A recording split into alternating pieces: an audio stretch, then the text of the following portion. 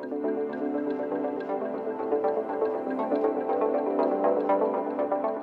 there and welcome back to The Closet Historian and back to my sewing room for another project. Today I'll be going over the final project from my recent Sanctus lookbook, or at least the final project I have filmed that I have not yet shared with all of you, this black vinyl embellished coat dress. And this pattern is actually very similar to a piece you have seen me make not once, but twice here on the channel. This blazer pattern, this is actually just an extended version of that, a slightly modified version of that pattern into, of course, a coat or dress length. And this piece was actually one of the first designs that I put together for Sanctus, and I was actually pulling from a lot of armor inspiration on this one as well. Although instead of Western armor, I was looking to Japanese armor as inspiration for the HTV designs on this coat dress. I'll get into that a little bit more as we move along. But before that, I need to go ahead and modify this pattern for today over on the blue patterning table of doom, as always. Now naturally I will go ahead and put a card up to the initial pattern drafting and project video for this verdigris jacket 2023. As you can see, these pieces are still labeled. My initial idea for a samurai armor inspired jacket was this sketch here, and I still would like to make this jacket sometime, but then I decided to go ahead and create something that was actually more like a T length, a little bit past my knees, and to use two different textures, two different finishes, black on black, to create the intended patination. But I'm beginning by taking the verdigris jacket front here and just taping that onto some more paper. And I'll go ahead and extend this front piece. If you look at the sketch, you can see this is that center front piece from the waist down of the skirt portion of this, and the blazer pattern, of course, just needs to be made a lot longer to serve as a coat dress instead. I could easily take this exact pattern at the end of the day and put a zipper down the center back and close up the front and use it as a dress pattern. It has a little bit of extra ease built in because it was built off this blazer pattern and it was built as outerwear, but other than that, quarter inch along the side seam, that's extra. Having a little bit of extra ease in it, it would serve as a dress pattern, no problem. But I'm just going to extend the center front straight line and the angle of the princess seam here of the front of the skirt portion of my jacket down so that the finished length will be 32 inches. I will then go ahead and do the same for the side front peplum piece and extend that again to 32 inches, just following the same angles and lines that are already part of this pattern piece, because the front of this jacket was already cut fully A-lined. The back peplum of this blazer pattern did still have a dart left in it, so I'll show you what I did with that when we get to it. But basically just extending this out to the full A-line length and 32 inches, measuring down to get my hemline here, and I'll cut that apart.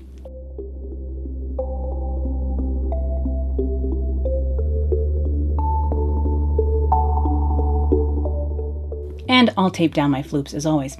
But here is the side back peplum piece from the blazer pattern. Again, we'll extend this out, dipping down to that 32-inch length, and I'm just going to grab the front piece here and just copy the length from here, as opposed to having to do all that measuring. I'll still have to do a little bit of measuring.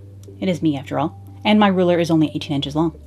But I will draw a line from the dart point to the hem as well so that I can close this dart. But before I do that, because I still might want to use this blazer pattern as it once was, I will trace a copy of this top pattern piece here. I should be working on a copy for all of this anyhow, but I'm just trusting future me to be able to reverse engineer most of this when needed and shorten everything back up again when I want to make another blazer. Though I do already have like 2.5 out of this exact jacket pattern, so how many, blazers do I need out of the one exact pattern? If you're me, clearly many, because I love a skirt suit and I love making a jacket, as we can tell. Because I've made several of them here on the channel even recently, and I need to mix up my content a little bit more, because if we just play in the zone of things I want to add to my wardrobe, things do tend to get a bit repetitive. But I will cut up that indication line from the hem to the bottom of the dart that was left in this back peplum piece. Go ahead and cut down to that point from the waist to the dart point as well, and then I can go ahead and close the dart and then fill in the excess that is opened up in the width of the skirt so that this is now a full A-line skirt on the back here as well. Same amount of skirt fullness, skirt sweep that the front has now. The initial jacket is a little bit more fitted in the back, but since I'm extending the length to be past the knee, I wanted to have a little bit more flow in the skirt, or at least the full A-line's worth of sweep.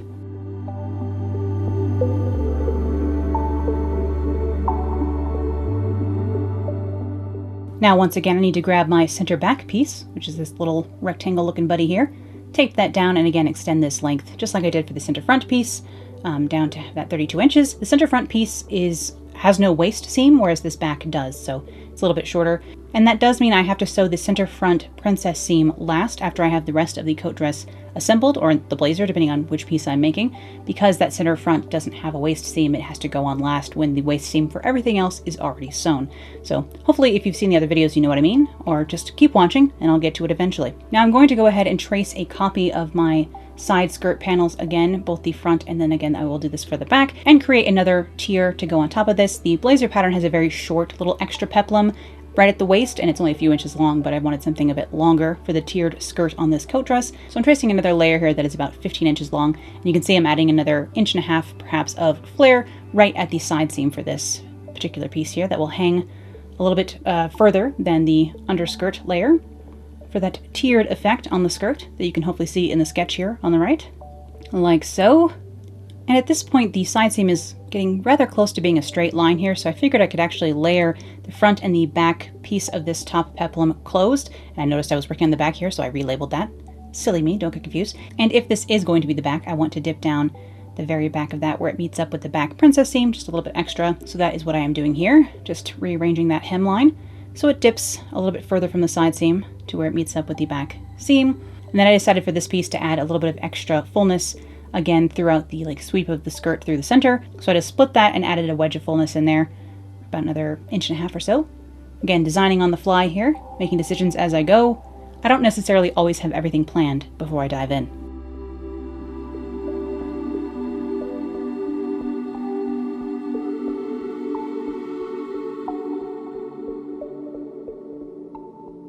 But there's my back top peplum layer for now.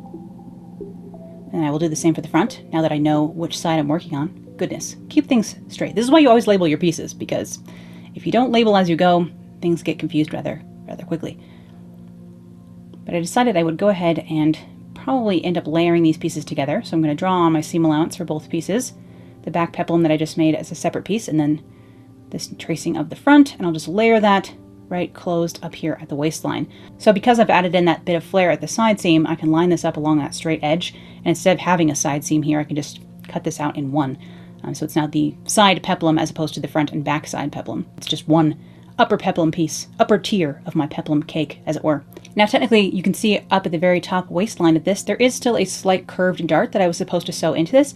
I ended up, because it was only about 3/4 of an inch right there, I ended up just ignoring that and easing that extra little bit at the waist into the waist seam of the jacket, and luckily that didn't give me any trouble. But technically, I should have sewn this dart in here if I was going to layer it closed in this way.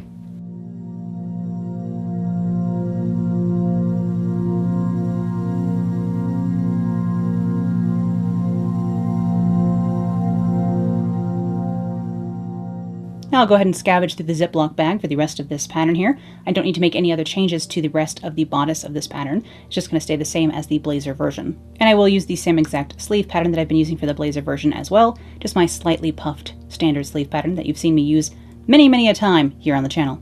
But I still had to go ahead and do all the graphic design work, creating all the motifs that I wanted to use for the different parts of this coat dress as well. And again, all of this is inspired by different elements of Japanese armor, historic Japanese armor, mostly based on pieces I was seeing from the Edo or the Meiji period. And I really fell for this particular arrangement of chainmail here with these hexagonal plates that almost form a turtle shell kind of pattern. So I went ahead and replicated this in graphic form in black and white so that I could create a repeating pattern to fill in large swaths of my garment here, using this chainmail pattern on the side panels for both the front and back of the bodice, and also the side upper peplum pieces. And once again, as always, I will have these graphics available for you if you would like to use them on anything via a link to my Pinterest below. Then for the very center front pieces of my coat dress, and then also the center back pieces as well as filling in some empty spaces elsewhere, I wanted to go ahead and create a repeating pattern inspired by the silk cord threading through the metal plates of armor. So a lot of times the main plate sections of samurai suits of armor are made of either lacquered wood or lacquered metal or just metal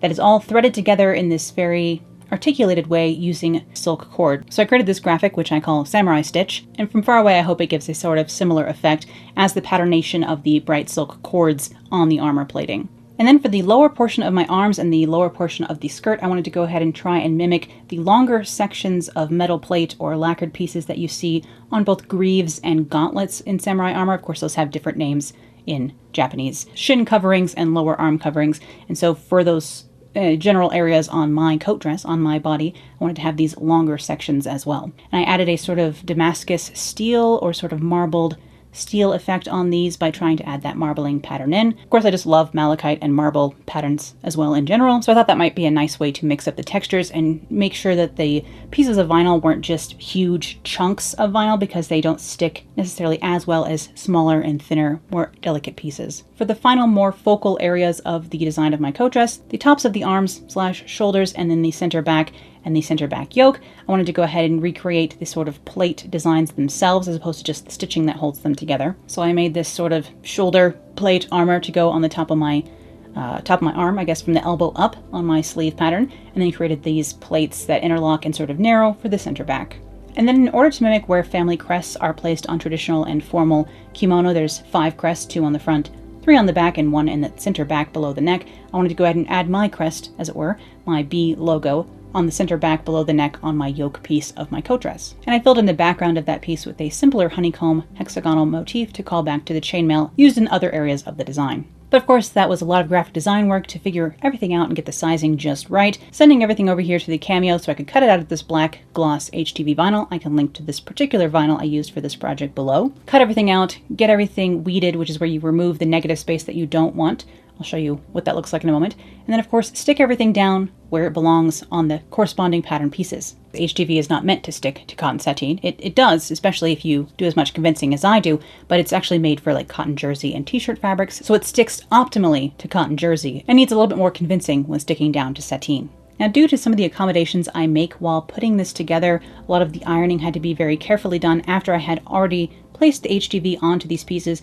There might be some question, why didn't you put the vinyl on afterwards? And I'll just say, as someone who worked with HTV vinyl for a couple of years working at a t-shirt shop where I did a lot more than t-shirts, applying HTV vinyl or any sort of heat transfer stuff onto a curved surface, onto a 3D surface, is immediately about a bajillion times more difficult. So anything you can do while something is flat, it's worth any other concessions or extra work you have to do down the line to not have to do HTV on something that is not flat. So I went ahead and prepped all of my heat transfer vinyl and got every design I could on where I needed it to be while the pieces were still flat, and then assembled the coat afterwards. So the cotton sateen behaved a lot more like a vinyl after this, almost like a raincoat sort of fabric, something that had almost that sort of slightly sticky feeling of a faux leather, which is a little bit harder to work with, but again, a heck of a lot easier to work around that than it is to try and get this heat transfer vinyl to stick to something curved. And I did have to piece some sections together and kind of extend some areas and,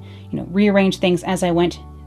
Of course, this adds on several days to the project itself because I'm basically creating custom textiles for each section of the coat dress, which adds on a lot of time to the whole endeavor, that's for sure. And again, this would be easier if I had a heat press, and goodness knows, when I'm in my new sewing space eventually, I would like to invest in one. And here I am applying the samurai stitch to the center front panels. Again, ironing from the front, ironing from the back, trying to only ever press this vinyl material with the plastic backing on it. So if I need to repress an area, I try to put a piece of plastic back over it, because whatever you press this gloss vinyl with, like if you were to use a press cloth that had a bit of a texture to it, like a muslin, if you press that over the finished gloss without the plastic barrier in between, the glossy vinyl will take on the texture of whatever you're using to press it with. So I did have to be careful to always press this over a piece of this smooth plastic that the vinyl comes on originally, so I can maintain as much of a mirror-like finish as possible with the finished effect. And here I am sitting, weeding out all the extra, again, removing all the negative space from these designs. The cutter does most of the work, but then I do have to go in here and take all the extra vinyl away with these sort of dental tools. This is called weeding in the HTV parlance. So I'm just sitting here with my sharp little dental tool, trying not to stab myself with it as I go ahead and remove all the little tiny pieces I needed to from the marbled sections. Although believe me, this was nothing compared to the tiny little bits that I had to take out of the chainmail sort of pattern. And once I finally had all my vinyl in place on my pieces, I could start actually assembling my coat dress and sewing everything together. I'm going to begin by lining my upper peplum pieces here. So I've just lined those up along the hems. The sides of these are going to get caught in the princess seams eventually, so I just need to finish the hems of these first before I can assemble the rest. But I can start to lay out my other pieces and see what needs to go together first. I do know, of course, again, that my center fronts need to go last, so I'm kind of just working backwards knowing that. But I'm just going to go ahead and get the skirt portion, everything for this coat dress from the waist down, assembled first. And over here on the 99K, I am switching to a non-stick needle because, again, this after all the vinyl is on, becomes like sewing vinyl, unsurprisingly. So to avoid frustration, I went with a non-stick needle since I had one at the ready. And then later you will notice that sometimes when I'm sewing directly over the vinyl, because I don't have a non-stick presser foot, I will put a piece of Scotch tape on the underside of my presser foot, which also provides a less sticky surface, as opposed to the vinyl getting stuck and caught on the metal of the both needle plate and the presser foot. But I am just still using my regular 1/2 inch seam allowance, of course, which is what I used when doing the pattern drafting. It's always important to keep that consistent from that step of the process to this one. And I am still using my Gutermann all-purpose thread in black, a supply that I should honestly just buy in bulk, and no one is surprised. And once I've sewn the peplum lining and peplum piece together, right sides together here, I of course need to go ahead and clip this curved hem, so I'll go ahead and do that next. I then of course ran this back through the machine with all the seam allowance underneath my left hand here on the left hand side underneath the lining, so I could go ahead and understitch that seam that I had just sewn so that all the lining would stay rolled into the inside here. And here you can see I have that bit of Scotch tape on my presser foot, just so that if it ever interacts with the vinyl, it sort of glides over it. Not perfectly, but better than the metal would. Bringing that back over to the ironing board, you can see it's pretty springy, and here's that piece of plastic I'm setting underneath the area I'm about to go ahead and press, because I, again, want to retain the shininess on the outside of the vinyl. But I was trying to press this, and really it was not laying perfectly flat. It was still pretty puffy, and I wasn't thrilled with the result. And that's mainly because the vinyl makes the sateen a lot stiffer, much more of a heavier weight fabric. It changes the drape of the sateen quite a lot. And this was my first crack at how much it had changed the hand of the fabric. But I decided to run this back through the machine again and actually top stitch from the outside, 1/4 inch away from that finished edge, to really hold this into place, because despite the understitching, pressing it just wasn't cutting it. Figuring that of course I would be using top stitching elsewhere on this coat dress, so might as well start now. Start early.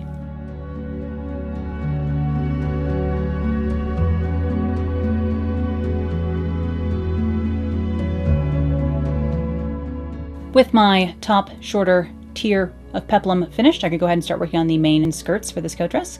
So I'm just going to line those up along the side seam here, because these of course still do have their side seam. Unlike the top tier where I sort of eliminated it, this one still has a side seam, so it fits closely over the hip at the top at least, and flares out from there, like an A-line skirt, because it's essentially an A-line skirt.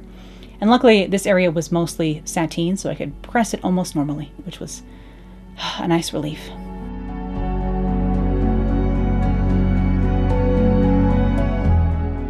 And if you're looking closely, you'll notice these skirt sections where the peplum will cover it. I didn't bother to put any vinyl designs, because I only had so much vinyl and so much patience, and of course it would never be seen once this top tier is in place.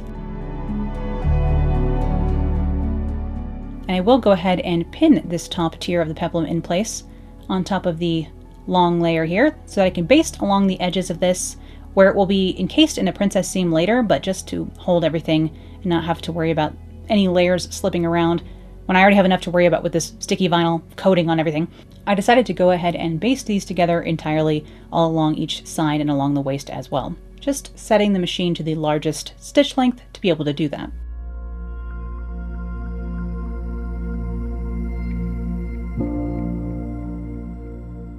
And here is my center back panel. I can go ahead and attach both of the side skirt pieces to this now. This is sort of the back princess seam of the skirt, as it were. It's more of a gored skirt, at least in the back here, because there is still that waist seam. The lines become blurry. You know, everything has a name, but only because humans gave it one. So it's all different depending on which country you learn to do pattern drafting in. I took pattern drafting classes in Europe and in the UK and had to learn how to do some things in metric and some things in inches. So that was a mess back when I was in fashion school. And I know many of you are working in metric and trying to watch me when I'm always talking about imperial. So, you know, the brain, it's a weird, messy soup of sewing terms and dress terms, and none of it actually means much unless you can see what I'm talking about. So hopefully you can just see what I'm talking about.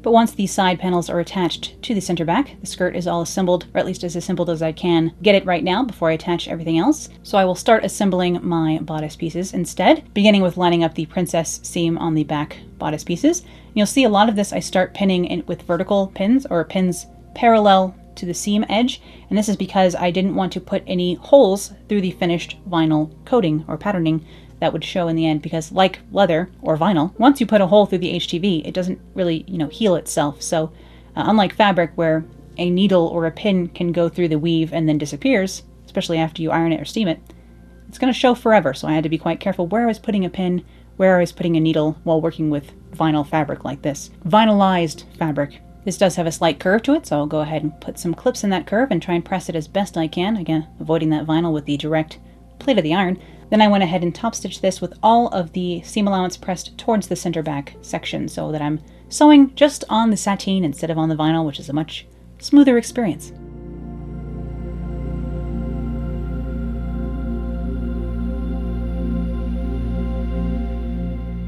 I will then find the center back of this piece again, like so I can stitch on my yoke here, finding the center seam of that. This does have a bit of a kick out at the back neckline because it has that grown-on sort of stand collar that I use all the dang time. But that does mean there needs to be a seam because it's a slight curve to the center back of the yoke. So that has a seam, but the center back of the jacket itself does not. So just matching those up, trying to keep things in line where they're supposed to be, because especially with the custom graphics involved, it would be quite noticeable if the center of one was not aligned with the center of the other. But I'll pin this slightly convex to concave curve here for my yoke seam, and again I will need to clip that curve, press this to either the top or the bottom and top stitch that. Both sides have vinyl at this point, so it just came down to choosing, and I went ahead and pressed all the seam allowance down towards the main body of the back here.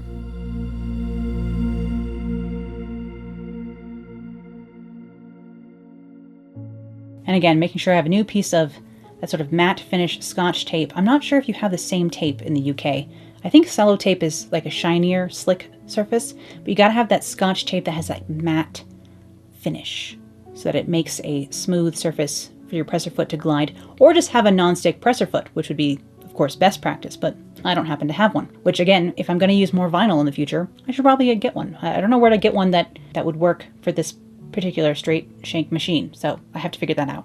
But at this point I can go ahead and sew my side seams for the bodice as well here, so the side fronts on to the assembled back. And again, I will need to be careful about layering the situation when pressing open those side seams so I don't ruin the glossy finish of any of my vinyl. So a lot going on there. Because the seam allowance has vinyl on it as well at this point, I need to kind of cover both sides of this. One side has the plastic so that the outside will stay shiny, and for the inside I kept the muslin press cloth as well because I just didn't want anything melting where it shouldn't. And with both side seams sewn onto the bodice, I could go ahead and stitch everything that needed to be stitched at the waist. So I'm stitching the bodice and the skirt portions together along the waistline. Again, I had a little bit of extra along this skirt peplum to ease in here at this waistline.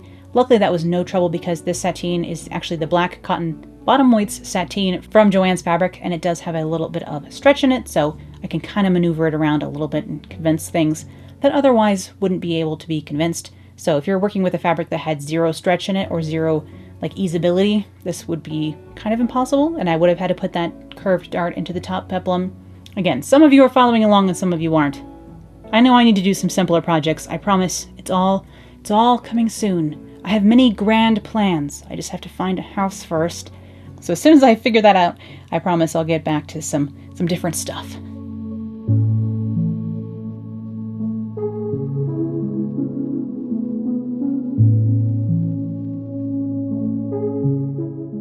But with the waist seam sewn, again I need to layer my various press cloths of doom here and press that waist seam open. Doing all I can here. Luckily the flannel side of my, usually tailor's ham have one side that is like a soft brushed flannel and the other side is like a stiffly woven plain weave. So if I was using the soft fuzzy flannel side against the vinyl, it's retained most of its shine. So that's what you see I'm doing here. I didn't actually have the plastic layered in here, which I should have probably, but luckily I was kind of making it work by using the fuzzy side of my tailor's ham. But now that everything else is assembled and my waist seam between the bodice and the skirt for the rest of the garment is together, I can go ahead and sew the front princess seams at last. I did go ahead and mark my notches for my pattern onto both the side front piece and then this center front piece as well, so that I knew where to line things up around the bust, because this is the most important part of the princess seam, of course, because it defines the fit of the front of the garment. So slightly important, you know. And again, I was doing this parallel pinning, which is a little bit more annoying around that sharp curve of the bust, but making it work here so I can sew my front princess pieces on. I was just making sure the notches were all the same on the other side as well, so that the pattern would line up in the same place, because if it was misaligned down the center front, that was going to really, really bother me. And it's only after I sew this front princess seam that I can actually sew the shoulder seams, because this is a shoulder princess seam. The style line crosses over the apex and then goes up into the shoulder seam. Of course, there's also the armhole princess and then also the neckline princess that I use perhaps most often for my own sewing. And the two layers were really sticking together and giving me a bit of trouble over the bust. So I'll show you what I did to combat that in the next side, because this, of course, is the first side of the garment. I needed to do the left and the right. So for the second side, I actually came up with a small solution so that the area over that sharp curve was less sticky when it came to vinyl on vinyl.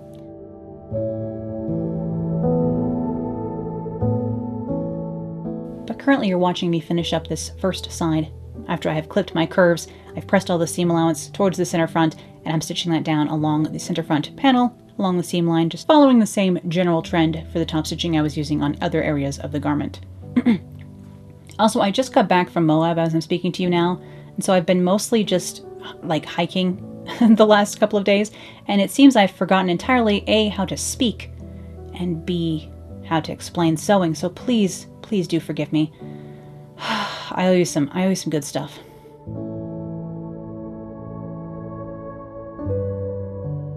But yes, this sharp curve over the bust really gave me a lot of trouble on the first side, so I decided to layer a small piece of very lightweight fusible interfacing between here, not to press it in any way, just so that it could be torn away and provided a non-sticky surface between these two layers.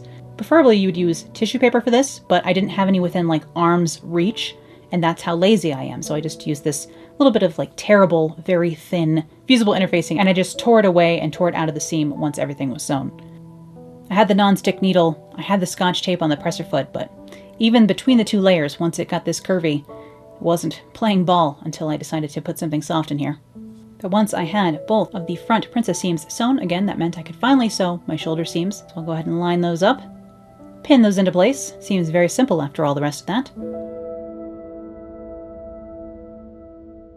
Of course, this sort of forms the collar as well, because again, this has that grown-on stand collar here, where it kind of just tips up. Funnel neck, really, is what that's called. Most of the time, although I usually like it a bit closer to the neck than a traditional funnel neck is. A funnel neck kind of usually stands away from the neck a little bit to emphasize the effect, whereas this I like to be quite close to the neck. And in fact, this piece, I think I could have brought it in a little bit closer. But that's just me nitpicking my own work, which no one is surprised about. And once again, I clipped my curves and pressed open the seam, using again a press cloth, a piece of muslin, and the fuzzy side of the tailor's ham.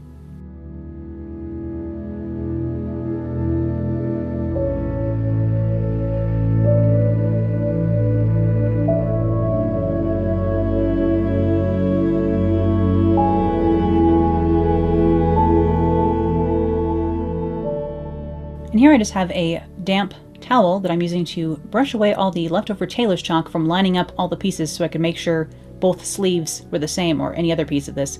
I was using a lot of tailor's chalk to mark out where all the pieces of vinyl needed to be placed on each piece of the garment. So I'm just washing some of that tailor's chalk away because it was bothering me, ruining the finished effect, as it were. But I'll just sew my underarm seam for both sleeves here, as it is finally time to set my sleeves in now the rest of the garment is constructed. Stick my fake arm in here so I can press open this. Again, the inside of the sleeve doesn't have any vinyl on it, so it's much easier to assemble and press at this point.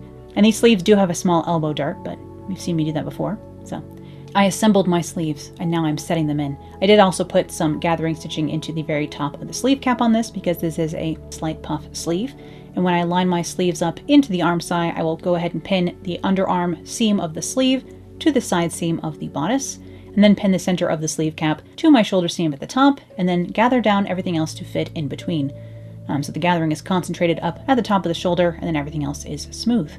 The nice thing about a slight puff sleeve like this is any amount of stretch that has happened between the arm side and the sleeve head or the sleeve cap completely disappears within the gathering. So a puff sleeve is always a very forgiving sleeve, which I always appreciate.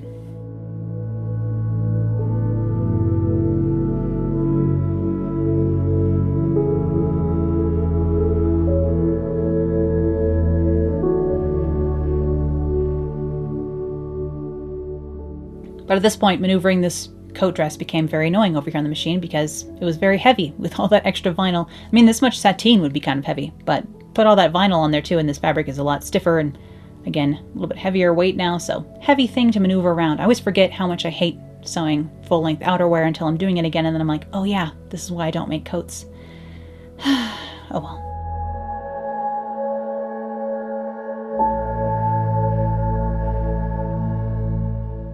But here I've constructed the lining in the same exact way, except for with no vinyl, of course, and I'm slipping that completed lining right sides together against the garment so that I can line this all up around the front opening and the neckline and bag line the front of this jacket. I am going to leave the last about 4 or 5 inches near the hem open because for some reason I decided to hem the outer and the lining fabrics separately and then tack them together. And once again, I'm left here in the future to defend past me's stranger decisions. And you can see along the points cut into the neckline here, I did make sure to mark those with white gel pens so that I can make sure the point was in the exact right place, because I will need to clip that and you want to get it right the first time, especially with these vinyl finishes. There really is no going back.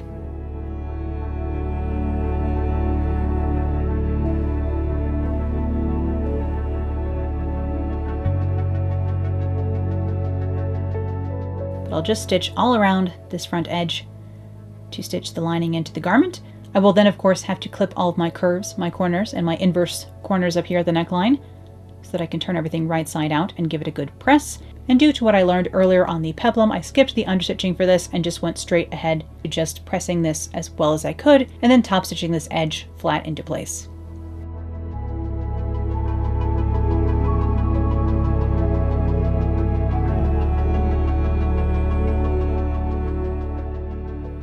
As you're watching this, I'm actually in upstate New York on a trip. It's the first time I will have ever visited the place that I'm hoping to be able to move to. So wish me luck that I will actually, in fact, like it, because it's where I can afford to move, so here's hoping I enjoy it. It won't be fully fall colored yet, but I anticipate that will be my favorite season, no doubt, because fall is my favorite season no matter where I am. And a place that turns even more orange than usual is bound to make my pumpkin spiced heart soar.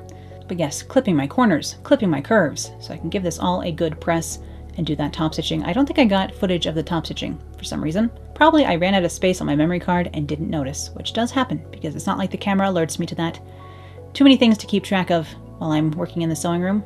I am trying to do the sewing and the camera operation at the same time, and sometimes it just doesn't all come together. And goodness knows every once in a while I miss a step or two.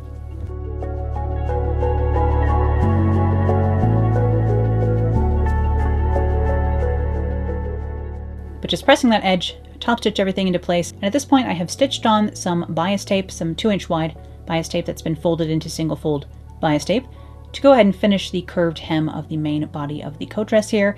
And then yes, I just turned the inside lining up about 1 inch and like pinned it into place along that bias tape and tacked it down.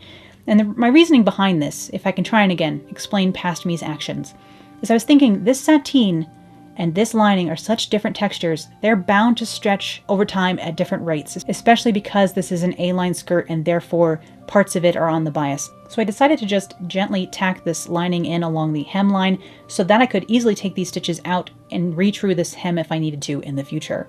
Though I did just hem the sleeves normally, just turned each up 1 inch and stitched them together. But again, I can always take that stitching out and retrue those sleeve hems as well later if need be. My very last step for this coat dress is to actually make a placket to go underneath the center front closure.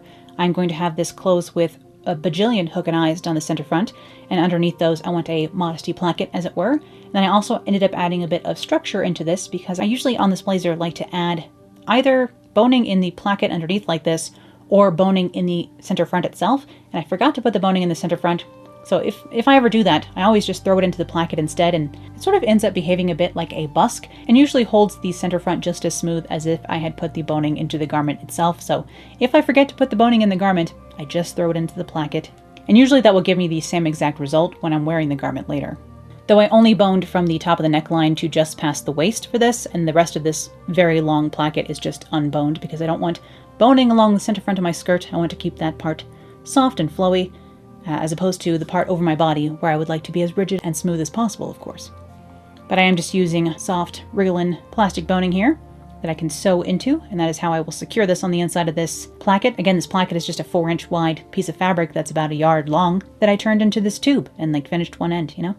It's not super complex, it's just a long placket as opposed to the short ones I normally do. But I don't normally make a coat or a coat dress, that's for sure.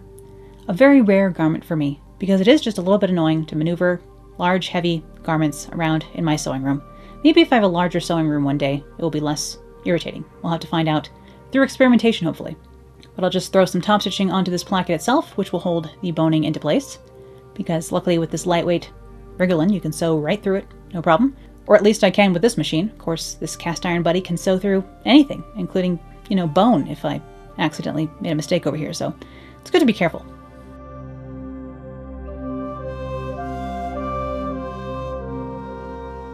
But after making the placket, I had to go ahead and sew all my hook and eyes down the center front of my garment at about 1-inch intervals here, which for like 20 or 22 of these did take quite a while on its own. That's like a half a day situation. With that closure arranged, I could go ahead and lay this placket into place behind the eyes on the left-hand side of my garment, and then I just pinned that where I wanted it and hand stitched it down to the lining and down to the front edge in between the eyes, just so that everything would stay in place. And I attached the placket all on by hand because, again, if I want to remove this for any reason in the future, it'll make it easier just to remove my hand stitching than it would for tiny machine stitches.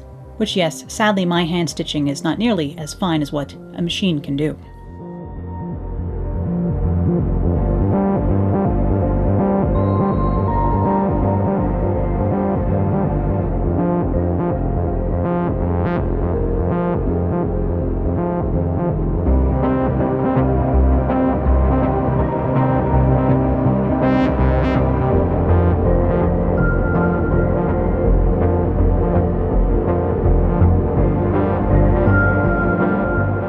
And here is my finished, vinyl embellished, samurai inspired coat dress being worn over a matching knit faux pleather skirt, but I do think I could wear this with just a slip underneath or a like slim knit dress or something like that. Despite this being a lighter weight coat or a heavy weight dress, I still think there is a lot of layering potential going on here. Really, I think this kind of just looks like a 1950s version of like a Matrix kind of topper, sort of a pleather duster. From far away, it kind of just looks like sparkly or a vinyl coat, whereas up close you can kind of see the black on black designs and what I was actually going for. Although if anyone ever recognizes this for being samurai armor inspired out and about, it might just be the impetus for an immediate friendship, honestly. In any case, I hope you enjoyed seeing how this project came together today, and thank you as always for watching. I'll be back with more sewing, vintage fashion, costuming, and crafting real soon, so I'll see you then. Bye!